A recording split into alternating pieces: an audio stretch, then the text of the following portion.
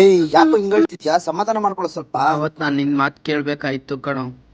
ಇಷ್ಟು ದಿನ ನನ್ನ ಫ್ಯಾಮಿಲಿಯನ್ನು ನೋಡ್ಕೊಂಡು ಇದ್ ಲಕ್ಷ್ಮಿನ ಅಡ ಇಟ್ಬಿಟ್ಟೆ ಕಣೋ.